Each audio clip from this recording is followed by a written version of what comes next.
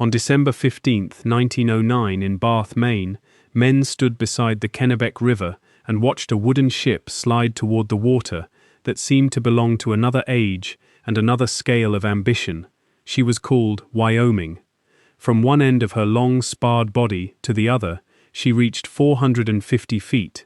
Her hull from bow to stern ran about 329 feet, already around the length that made people reach for comparisons outside ordinary experience, the length of a football field measured in timber, iron, tar, canvas, and nerve. She was not carved out of fantasy.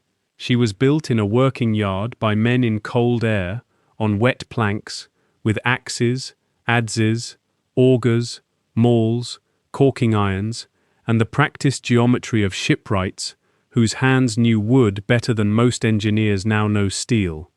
That is the first fact worth holding on to. This was not simply a big ship. It was a physical argument with material limits. How do you make wood do the work of iron at a time when iron and steel ships are already reshaping the world?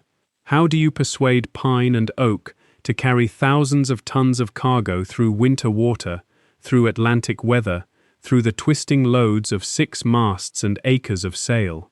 And how do you build such a thing in a yard where the decisive acts are still done not by portable electric tools, not by hydraulic cranes in the modern sense, but by gangs of workers leaning their full weight into timber, rope, iron, and hand tools? That question mattered because the ship existed for reasons larger than itself. After the Civil War, American shipping changed. New England's old wooden deep-water fleets no longer held the same advantage against iron and steel shipping abroad, and many yards closed. But along the American coast, another opportunity remained stubbornly alive. Coal northbound, lumber southbound, heavy low-value cargoes moved in bulk as cheaply as possible between ports that still lived by water. The schooner, cheaper to operate than many steamers and manageable with smaller crews, became not a relic but a solution. Bath understood that solution. Shipbuilding had made the town rich before. Its yards had launched hundreds of vessels. If the grand age of wooden global commerce was fading, the coastwise trade still demanded capacity, and capacity meant size. Percy and Small understood that too. Their yard specialized in large wooden schooners for exactly this traffic. Between 1894 and 1920, the firm built 44 vessels, most of them schooners, many of them 4, 5, and 6-masted. At one point, the fleet associated with the yard was capable of moving hundreds of thousands of tons of coal along the New England coast each year. Wyoming was the culmination of that world, not merely a ship, but the largest expression of a business model, a coastal industrial system, and a last great burst of confidence in wood as an engineering material. She was built to haul cheaply, built to earn, built to prove that the old craft of timber construction could still compete by going bigger. If stories like this matter to you, subscribe, not for nostalgia, but because the modern world was assembled by labor this exact and this hard. To understand how they did it, you have to begin not at the river, but on the floor of the mold loft, where a ship first existed as lines. Before timber was hewn, before a keel timber settled onto the ways, the vessel had to be drawn full scale.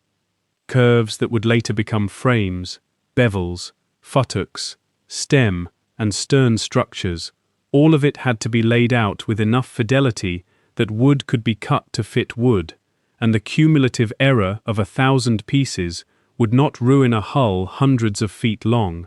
In that room, shipbuilding was geometry at the scale of architecture. Outside, it became force. The yard itself was organized for that transformation.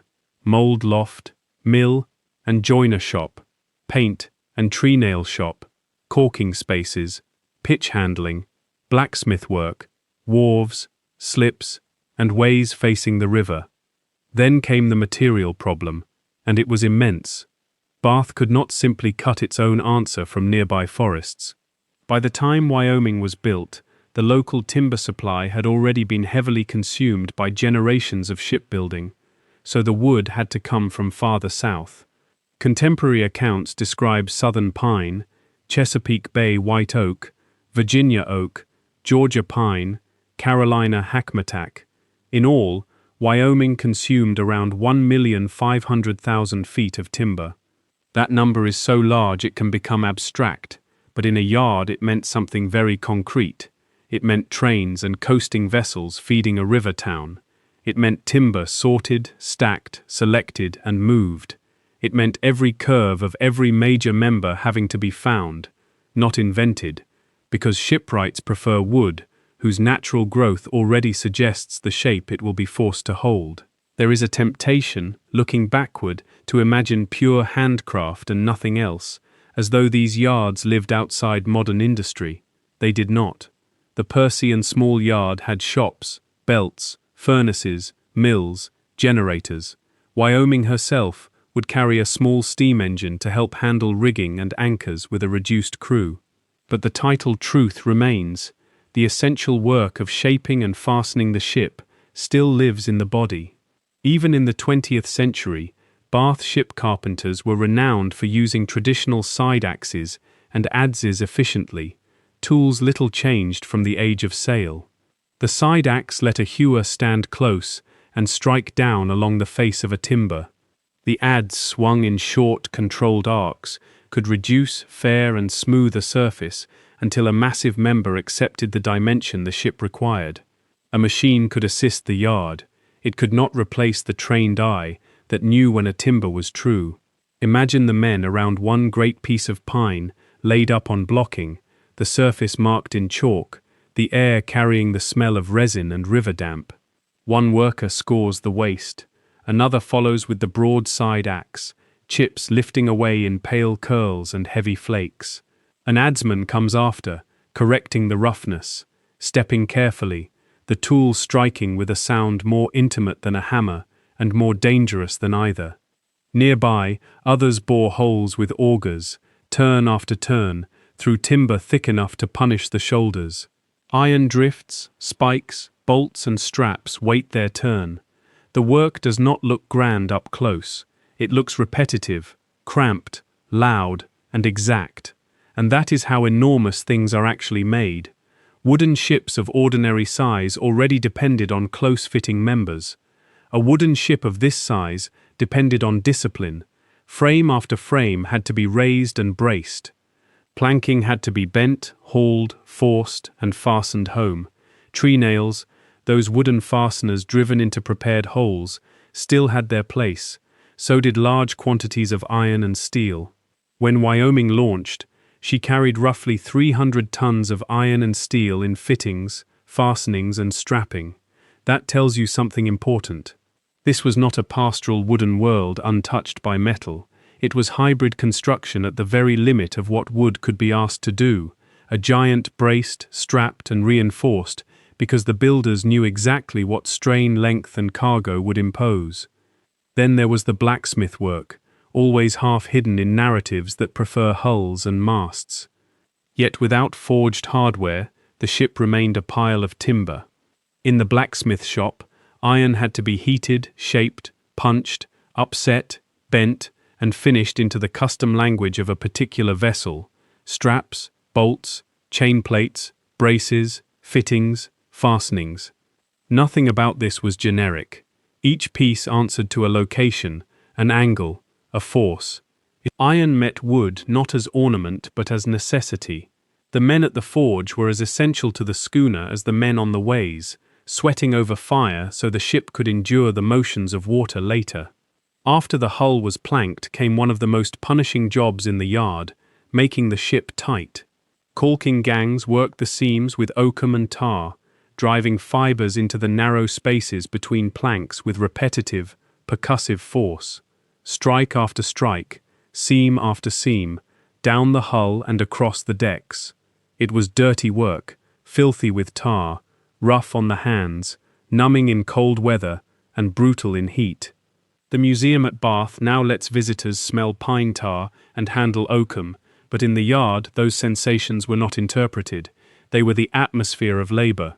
Men breathed it, wore it, carried it home in their clothes. If the caulking failed, the sea would find the weakness. Everyone in the yard knew that water is patient and never sentimental. And through all of this stood the river and the main weather, both employers in their own way. Shipbuilding at Bath did not happen in a sealed industrial chamber. It happened beside open water, under changing sky, in mud, frost, wind and thaw. The ways had to be kept ready. Timbers swelled and shrank.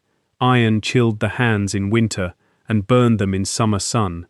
A slip or a swinging load could crush a foot, break a wrist, split a skull, or pitch a man into water cold enough to end the argument quickly. These workers do not survive in the record with the fullness they deserve. The owners' names last. The vessel's name lasts. The labor often dissolves into collective nouns: shipwrights, caulkers, millmen, blacksmiths, riggers. Yet the ship was nothing but their accumulated judgments. A more honest portrait, then, is not a single invented hero, but a gang at work. Picture the drillers, boring another line of holes through heavy planking and frames, counting turns without counting them, their shoulders burning long before the bit breaks through. Picture the caulkers following behind, mallets and irons ringing like a small iron music. Picture the loftsman going back to the lines because something at this scale can drift out of true if nobody watches it. Picture the labor of moving timbers alone before they are even part of a ship. No one man built Wyoming, not in the romantic sense. She was built by coordination, by sequence, by teams whose skill was divided because the object was too large for any single trade to master whole, and the ship kept growing. Hull, decks, internal spaces, spars, rigging, fittings, paint. Wyoming carried more than size. She carried a new kind of efficiency for an old kind of vessel. She could haul around 6,000 tons of cargo. She had heated living spaces, running water, and even a telephone system aboard, details that remind us these late giant schooners were not medieval survivals, but modern commercial tools, built within an aging material tradition.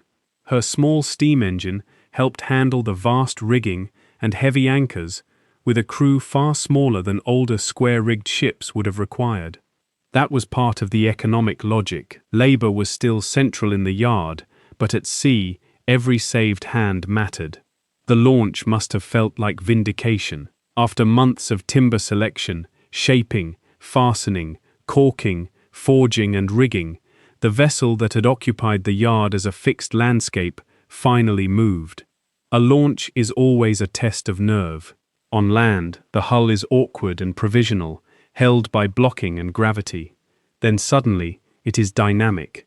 Greased ways, release, weight transferred, the whole body of the ship committing itself to water. Bath had seen launches before, many of them, but Wyoming was the largest wooden vessel ever built, and that fact transformed familiar ritual into spectacle. When she entered the Kennebec, the yard had done more than finish a contract. It had sent an argument downstream, a declaration that wood, craft, and coastal commerce could still answer the industrial age on their own terms.